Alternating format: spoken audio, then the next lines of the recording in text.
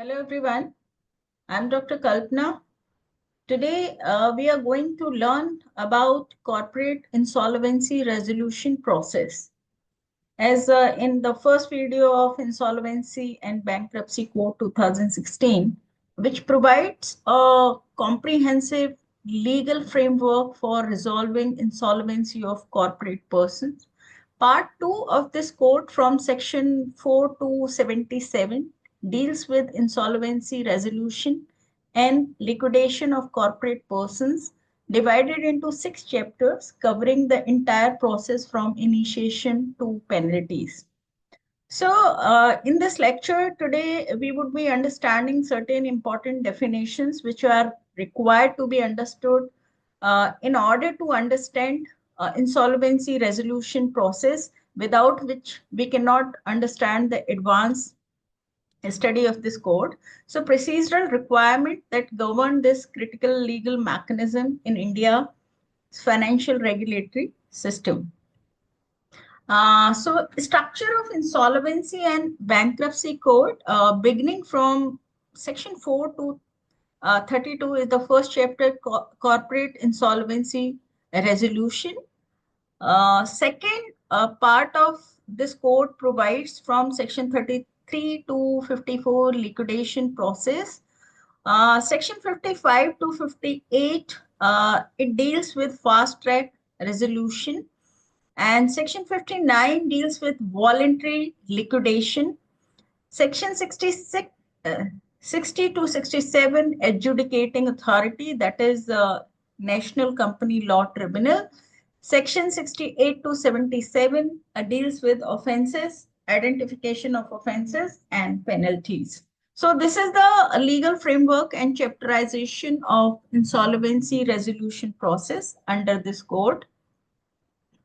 There are some important definitions, though there is a long list of definitions for a person who does not know law, but here I have located those definitions which are most important and required to be known for this purpose to understand insolvency resolution process.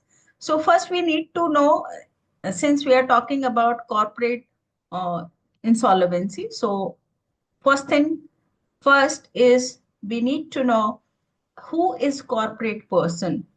A company under Companies Act 2013, a limited liability partnership under LLP Act 2008, or any other person incorporated with limited liability excluding financial service providers.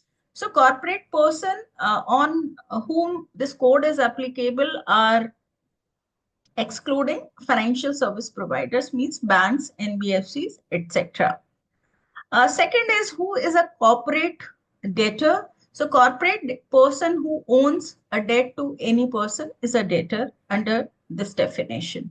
Creditor, a person to whom the debt is owed, including financial creditor, operational creditor, secured and unsecured creditors, and decree holder. So financial creditors are financial institutions, banks, and operational creditors are those people who are supplying goods and services and facilitating the operation of a project for that corporate person. Default is the thing where this resolution process is required to be initiated. So non-payment of debt when whole or any part of the amount has become due and payable and is not repaid by the debtor is defined as default under this code.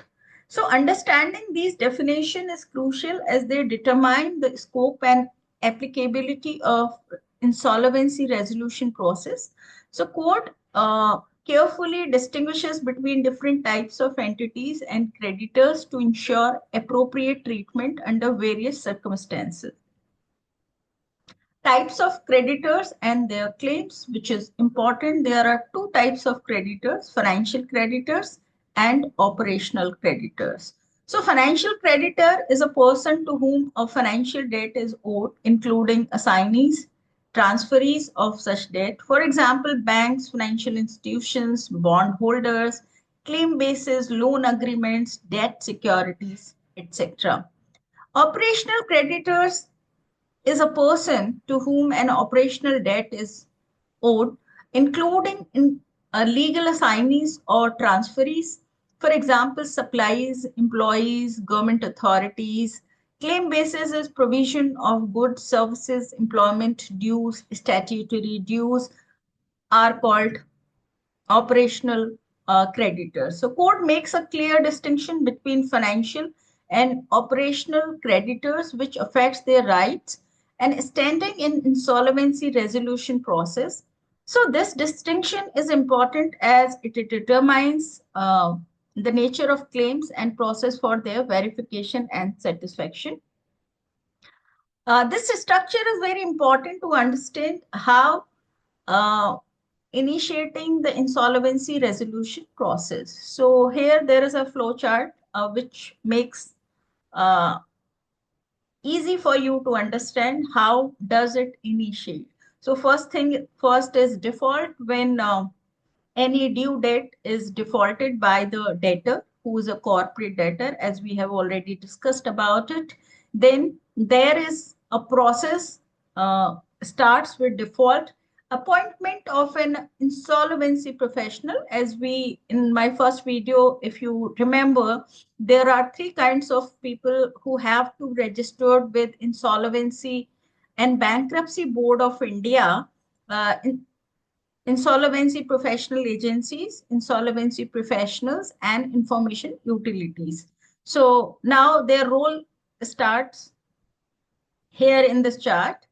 Appointment of an insolvency professional when default is committed.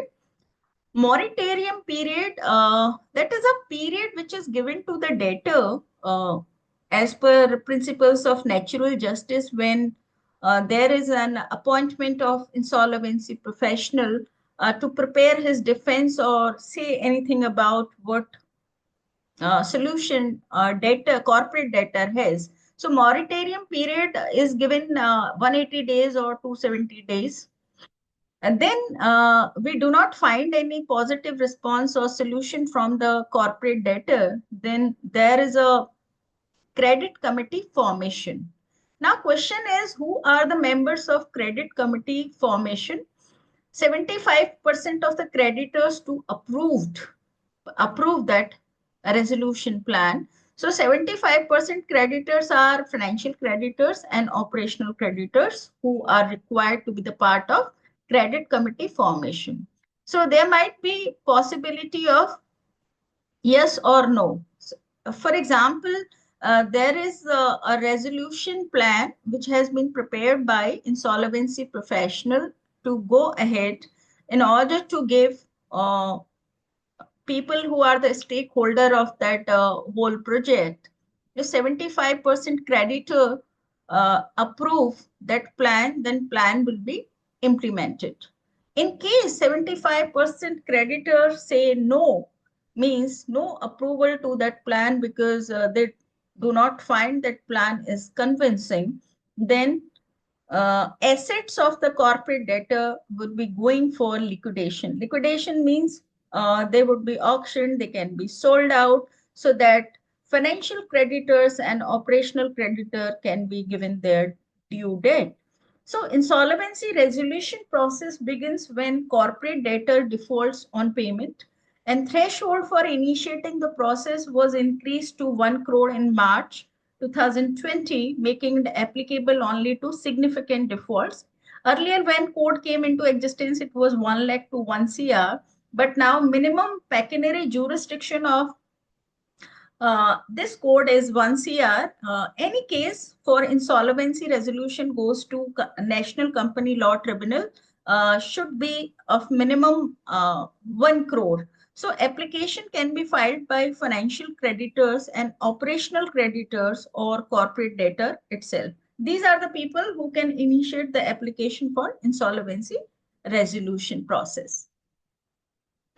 Exclusion from initiating insolvency process. So currently undergoing corporate insolvency resolution process, a corporate debtor already undergoing any corporate insolvency resolution process cannot initiate another process simultaneously. Means, so there is a concept of matter is sub judice. If the matter is sub judice with any authority like NCLT, then another application cannot be initiated. Recent resolution, if corporate debtor has completed corporate insolvency resolution process within a preceding 12 months, it cannot initiate another process. There is a cooling period of 12 months. After 12 months, there is a possibility.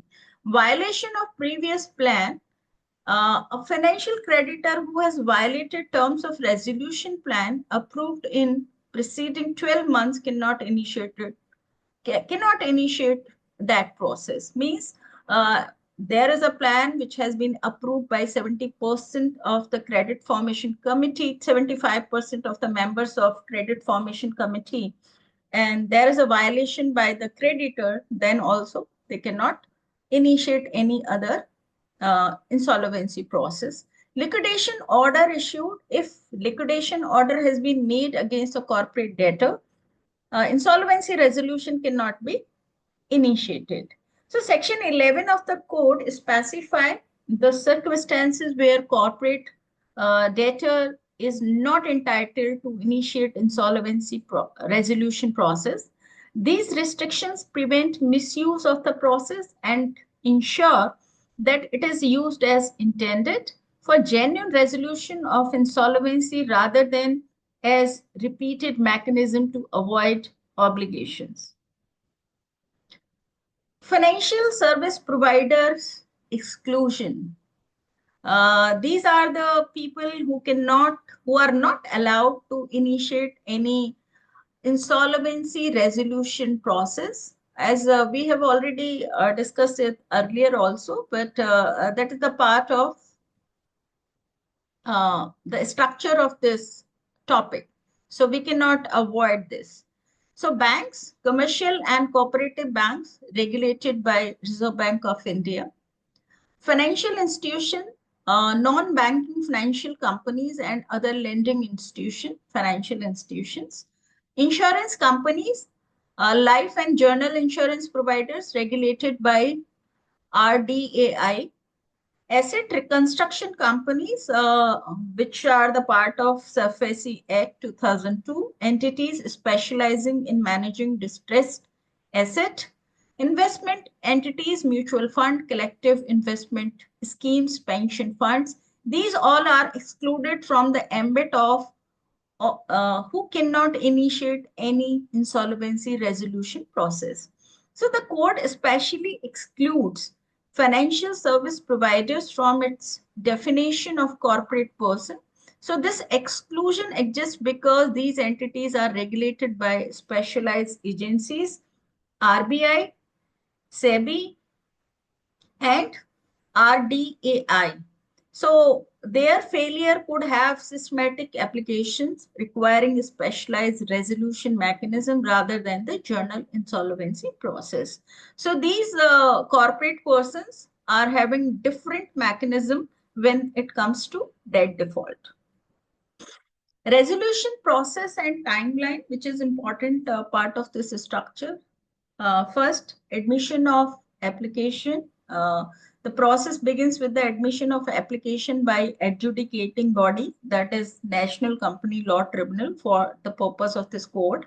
Upon admission, a moratorium is declared preventing legal proceedings against the corporate debtor. He is notified about, and 180 days to 270 days is provided to corporate debtor.